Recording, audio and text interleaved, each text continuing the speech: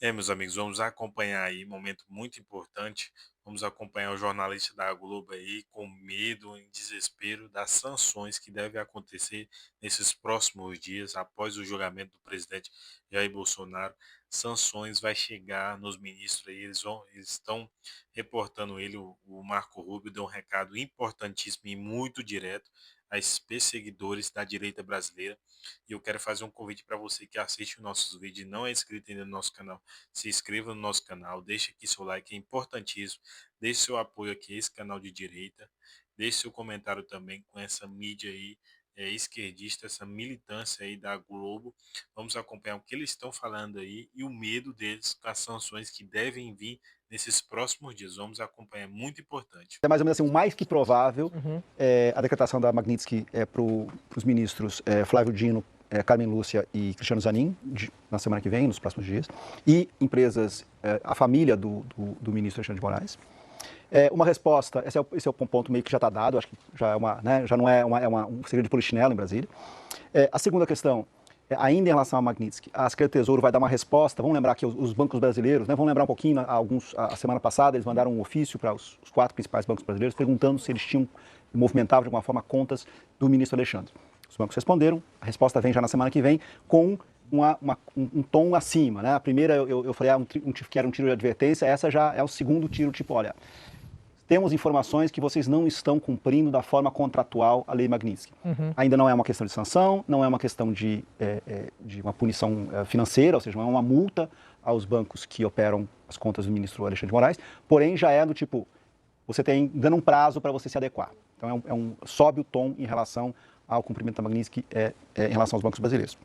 E a terceira coisa, foi a citação do Balza, é a recusa dos vistos, se não de parte da comitiva brasileira. O Balza tem razão, que não é simplesmente impedir que o presidente Lula vá a abrir a Assembleia Geral da ONU no dia 24 em Nova York, porém fazer com que a sua comitiva seja extremamente reduzida, ou seja, praticamente poucos ministros vão ter acesso ao visto para entrar nos Estados Unidos. Sem contar a retórica, que logicamente isso depende do Trump, depende do humor, depende da lua, do zodíaco, enfim, depende do dia.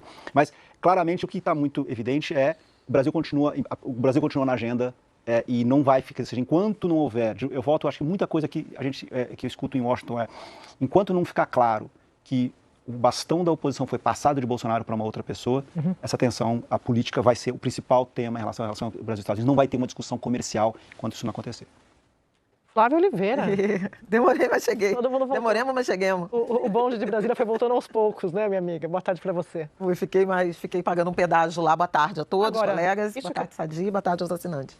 Isso que a gente está vendo, assim, não é nenhum segredo, como você está dizendo. Eu acho que é mais do que isso. São avisos constantes durante o julgamento, a turma lá de Bolsonaro, Paulo Figueiredo, Eduardo Bolsonaro, postando nas redes sociais.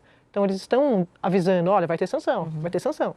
Eles continuam estressando, né, a relação entre os países, mas o Supremo Tribunal Federal deu uma demonstração muito nítida de autonomia, de independência, né, não só com a continuidade do julgamento, que a gente vai pensar de meados de julho, né, quando o Trump anunciou que viria o tarifaço sobre o Brasil até o dia de ontem, houve as instruções finais do Procurador-Geral da República, a marcação do julgamento, a realização do julgamento, né, com sustentações da defesa, etc., e o veredito, inclusive, a sessão encerrada pelo presidente do Supremo Tribunal Federal, Luiz Roberto Barroso, ministro Luiz Roberto Barroso, que me parece uma sinalização muito importante, né, de apoio, alinhamento entre os membros do Supremo Tribunal Federal, em que pese o voto do ministro Fux, sobre o qual eu já sei que vocês comentaram.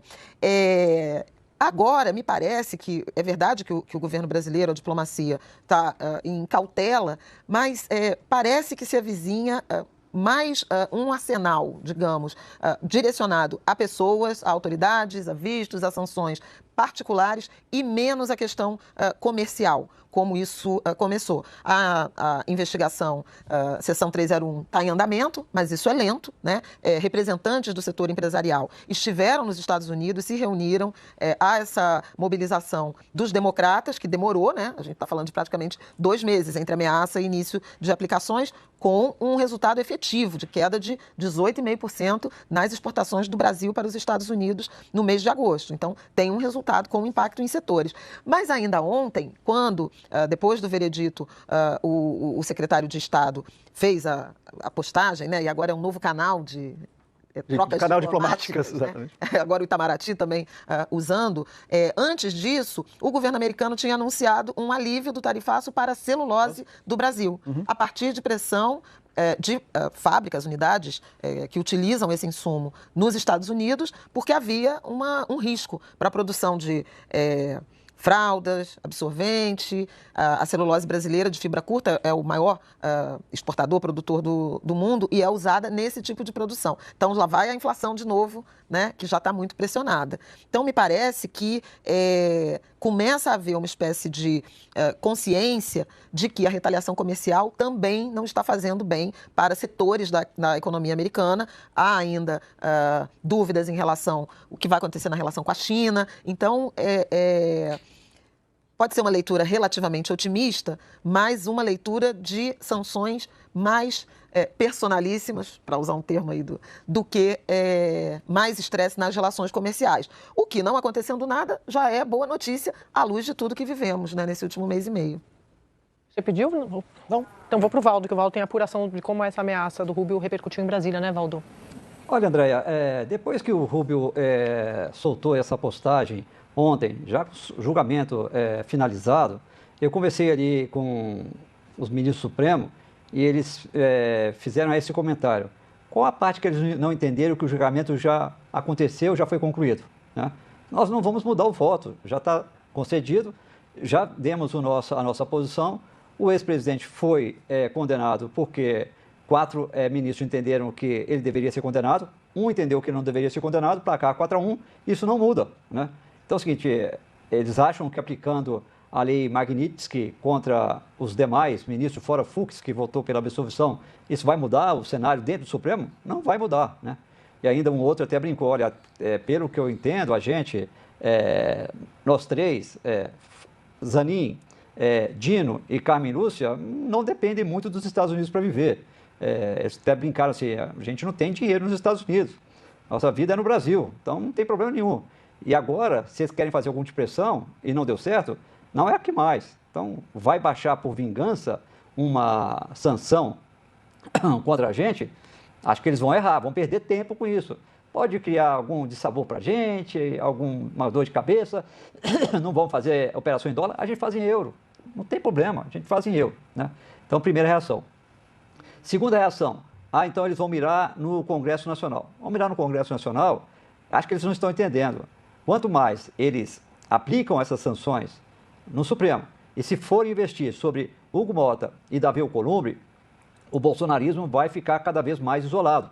O efeito que eles imaginam que possa ser favorável para Eduardo Bolsonaro, para Jair Bolsonaro, vai ser exatamente o inverso, não é o mesmo, né? Então, reagiram de certa forma ali, assim, acho que eles não estão entendendo o que está acontecendo no Brasil. E boa tarde para o Flávio e boa tarde para o Demetrio, que eu não havia dado ainda. Boa tarde, Valdo. Mas, Valdo, você vê mais a gente do que você está vendo aqui na Fernanda, vai. Fala a verdade. Verdade, né? verdade. E ela vai viajar ainda no fim de semana, porque é aniversário dos pais dela, então mais ainda. Olha, essa troca de farpas não é de hoje, vocês sabem, a gente está trazendo para vocês aqui dia a dia essas informações dessa turma de Trump atacando aqui com essas sanções. Queria mostrar para vocês uma linha do tempo dessas retaliações dos Estados Unidos ao Brasil, começando com essa aqui, fevereiro, o Eduardo Bolsonaro, ele foi para os Estados Unidos, ele alegou perseguição política e ali começou a articulação dele com autoridades americanas para pressionar o Supremo.